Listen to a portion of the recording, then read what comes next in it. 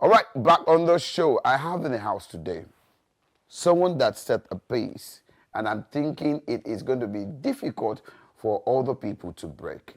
All right, sometimes on this show, if I'm correct, it's sometimes in April. Yes, April's 4th, if I'm very correct with my date. They were on this show and they said to us that they are against, or they are on the campaign against polio, end polio now. And the man said to himself, you know what? I'm going to take this publicity all by myself, riding from London to Lagos. And it sounded like a joke. It looks like impossible. But today, he did it with so many countries. All right, so many people didn't believe. I'm sure he's going to tell us so that if you want to go to London now, we just pass that route down to London. But the truth is, he actually rode from London to Lagos. He came back to Lagos on the 11th of July. He was received by Rotary Club. You make the corrections if I'm making mistakes. Okay, he rode in and was received by the Rotary Club somewhere in the Keja. All right, and ever since then he's been visiting media houses. And the amazing part was the fact that he has to go back to his hometown and was received by Olubadan, and that is Kabiyesi Ladoja. Am I correct? All right. We have in the house today not just him, but a beautiful, ever-ready, energetic woman from the Rotary family as well. All right, please join me. Welcome the amazing, amazing bike rider. I'm wearing my jacket today for him. I'm wearing this jacket for him. So all of you that call me dispatch rider, if I slap you, if I do... I have in the house Emmanuel. How are you today, sir? Yeah, I'm very well. Great to have you. Let me shake you. Let me give you the Nigerian London shake. Thank you. Thank you. Nice to be back on your show. Wow, amazing. So it eventually happened. Yes. London to Lagos. Yes, we made it. Wow. Yes.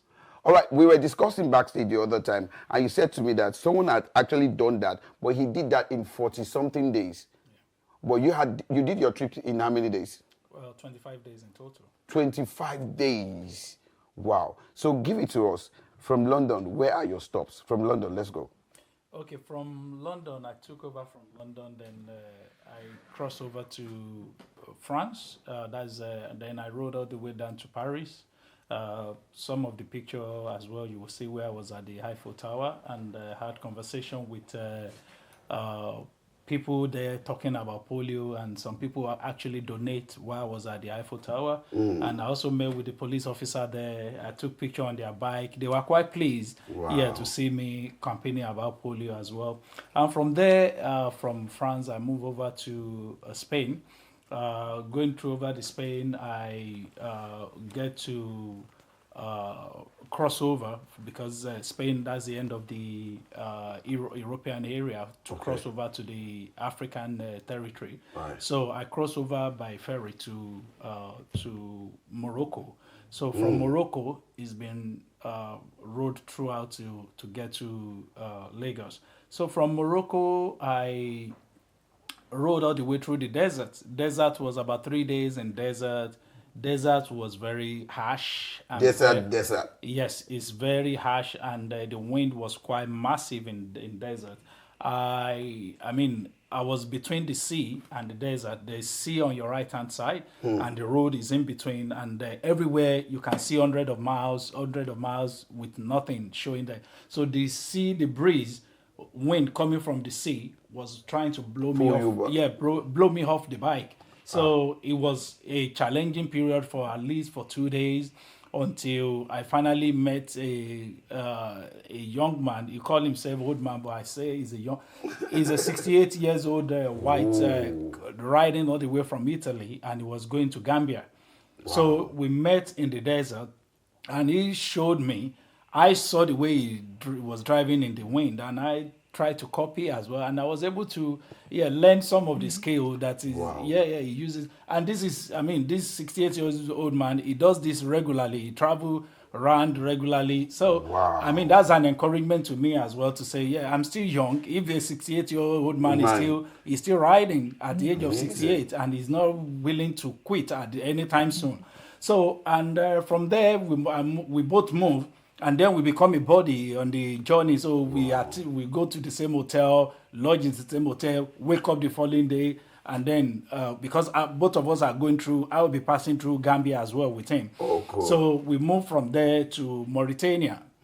So from Morocco to Mauritania, and then when we get to Mauritania, we went through the border. The road was also from, there's a few roads to enter Mauritania. They call it no man's land. The road is quite terrible. So before getting to that place, I need to change my tire to off-road. So because I add extra tire at the back of my, because I've been told already that I'm going to need off-road rather than the one I have on my bike is just for tarmac. So when you're going to go through those bad roads, you need off-road and on-road. So I get another 50-50. So I changed the tire at a Damat. So when the tire was put on, then I was able to manage and get through the no man's land. And we enter Mauritania. And then from Mauritania, we rode all the way down to Senegal. Going through Senegal, you have about 30 or 40 kilometers road within the border. It's a terrible road. And that's part of the reason why they asked me that I need to put that tire on. Otherwise, I'm going to have a lot of faults in between that journey. I might not even able to pass through that road. So luckily for me, it wasn't raining. We were meant, if it rains, you won't be able to pass that road for 2 days. You need to allow the road to dry. No vehicle, nobody will be able to fly through that road. So that road was so, it was so that terrible. And so I get to Senegal, and from Senegal, then I drove all the way to Gambia. So, and from Gambia, I moved all the way from Gambia to Guinea-Bissau. So from Guinea-Bissau to Guinea-Conakry, they are different country. And from Guinea-Conakry, and then I moved towards south of the Senegal because I was trying to avoid Mali because of the civil war going in Mali. So from there, I crossed over to Ivory Coast, and from Ivory Coast to Ghana. From Ghana, all the way to Togo. From Togo to Benin, and from Benin to Nigeria. All right. If you're watching and you're not clapping, I don't know what you're doing. You should put your hands together for. I needed him to say this so that it does not look like fusion. It does not look like a fluke.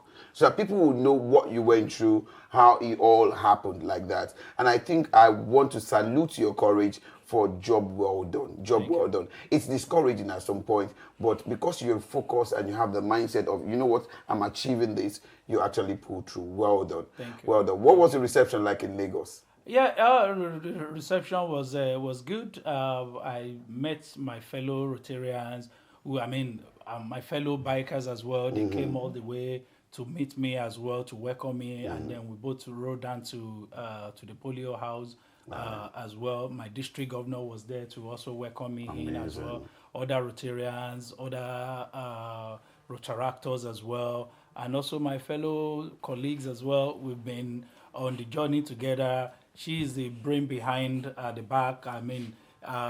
Planning on my journey in terms of the distance, in terms of where the hotel. Monitoring from afar. Yes, those are the monitoring spirit. I call myself the virtual rider. So we've got a tracker on my phone as well. They used to monitor where I am per time, and there was a particular time where there wasn't any signal. I lost. Not really lost. I ended up in the Guinea forest. He ended up in the Guinea forest. In the Guinea forest, in the middle of nowhere. There was no signal for 2 days. You can imagine what everybody were feeling like. Where is this guy? What is happening to him? No signal, no information about him. No signal. What happened was, normally the way we plan the trip is meant to ride for a certain number of hours every day. Okay. Then it gets to a stop, and then we engage. Okay. And then that morning it took off, and then I noticed that GPS was not updating in real time. And then I tried reaching out, and then I couldn't reach out, and I waited for like 3 hours. And then I escalated because I'm the project admin. Okay. So after 3 hours of no communication, his GPS was just static. I then escalated to the project manager. Okay. Like, normally he checks in with me like hourly. It's been 3 hours. I don't have a check-in. And then he was like, okay, let's see what we can do. Let's see, maybe we reach out to a local Rotary group or something. And then while we were at it, a message dropped. And the message was delayed for about an hour. So at that point, we felt, okay, maybe it's the network. Then I checked his GPS, and it was at the border. It was somewhere around the border area. Then I said, come, I'm worried. The last location that there was network was a border point. He didn't communicate. He tried calling, but I didn't hear him. And so I'm like, I'm concerned. Somebody doesn't just vanish at a border point and then we leave it. And then we were like trying to sort that out, and then another message dropped. And for 2 days, that was the way we're communicating. Wow. I drop my message. When he sees it, he replies. When I see it, I reply. Wow. Thank God you are back. Yes, the spirit and the ancestors of Ibadan people actually journeyed with you. And the Almighty God not taking that away as well. Wow. Now let's take it back home now. The reason for this, because there's a saying by Miles Monroe, it says, when the purpose of a thing is not known, abuse is inevitable. You actually did this on the purpose, and that is the end polio now. So what is the support like? I think I'm grateful in terms of the people I've met on the journey. I've met, especially in the West, a lot of people doesn't believe that there's still polio. Like West Africa, you mean? No, in the Western country. Okay. In Yeah, Europe. the people still don't know that there's polio. Some people even don't know what polio is. Are you for real? Yes, we have to start looking at dictionary, Google, and I was trying to explain to them that yes, polio is still available. Polio is still in Afghanistan and Pakistan, and those two countries, people are migrating because it's a war zone, Yeah, and sure. people migrate as well. They can move from that place. They can move to any part of the world, and then the polio can ignite, spread all over again. So it's those conversations, and also meeting all my Roadtarian family along the route, where they had reception for me. We talked about polio. We talked about the impact of polio. We talked about why we should keep the information hub for our mothers who are pregnant, that every child from the age of 0 to 5 should get the vaccination. Right. Because even though we've been clear of polio, but our mothers still need to continue to have those vaccinations, because it's important to keep them safe and to have that herd immunity in case somebody moving from another country, the children will They'll not be fight against affected. this or whatever. They won't be affected. All right, very soon. We've heard you seeing Olubadan. That's your home zone. Yes. Yeah. When are you visiting the governor of Lagos State? Well, I'm looking forward for the invite as well. He's a lovable governor. Yes, He's a I know, sellable governor. I know. And I'm actually putting out this message to Mr. Governor, Mr. Olushola Babajide Sanwo-Olu. All right, we'll be coming to visit you because this is part of your job that we're helping you do. Am I speaking your mind? Okay. And I want to say, we know you will receive this amazing man that took risk by the horn. Yes. Took risk by the horn and actually did this. I want to say, well done. Well done. You didn't tell people your name before they say. Okay. I'm Roadtarian Dr. Tolu Daramola. I'm the Vice President for Rotary Club of Mushin Golden. He's the president now. When he left, he was the president-elect. So for I those need to of you mention watching, that. for those of you watching, I am a member of. Am I yet a member? I am. He's an intending it's- member. It's part of the conversation I'm actually in because we are live. That's why I haven't started it before. We are I holding want to MC hold Pluto.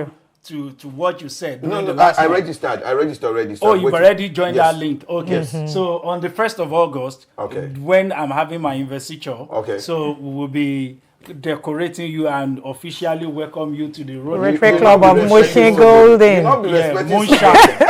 Yeah. We are shining, we are shining. Yeah, so- Unfortunately, we have to go by, enjoy this. And I must tell you, we'll bring more information according to his movement from one place to the other. On Saturday, I saw the one of the newspaper actually gave out news about your arrival. I think the Sun newspaper. Yes. The Sun newspaper, and there was another BBC Yoruba. BBC Yoruba and what have you. So the more information we have, we'll let you know on the show. All right, we have to go. You know, it's broadcast is about time. It's about making the best use of time. I want to say a very big thank you to my guests in the studio today. Thank you for making our time to be here. Already my media team have put up that you are here. So we'll share the link with you and so that you can actually let people know. This is it about life. Life is about imparting other people. It is not just about yourself, but what you do to impart other people is what they call life. This is what we're doing the cutting for the show today, and I'm super happy that someone said, I'm going to do this, and it is done. The last person that did it for 40-something days, and someone did it in 25 days. I think the Guinness World Record should actually get a look into this. But there are procedure to this. But all the same, the record has been set. And I'm sure that your ambition to end polio will actually come to manifestation. Thank you for coming again, once again on the show. Thank you so much. Thank you, my president. Thank you. Thank you. And to everybody from Mushi, all right, Mushi to the world, Mushi to the world. I tell you, I represent Mushi. I'm born Mushi. I like Mushi. So we have a program coming up on Friday as well. This Friday? Yes, the medical. It's a medical outreach. Yeah. Okay. As well, we are inviting everybody. There's going to be free eyeglasses, free chest X-ray screening, free prescriptions, free medical consultation, everything. All right, we'll put this on our social media platform for anyone watching to be actually part of this and actually know about this. We'll get the flyer, I'll get the information from him. You get to see it on our social media handles. I want to say a very big thank you to everyone that be part of today's production, from the men behind the cameras, my technical director, my producer, and everyone watching wherever you're watching from. My name still remains MC Pluto. Till I come your way again tomorrow, whatever you do and you regret doing it, don't think about it. Regret is a bitter pill. From me, I'm amazing guest in the studio today. It's a good afternoon. Good afternoon.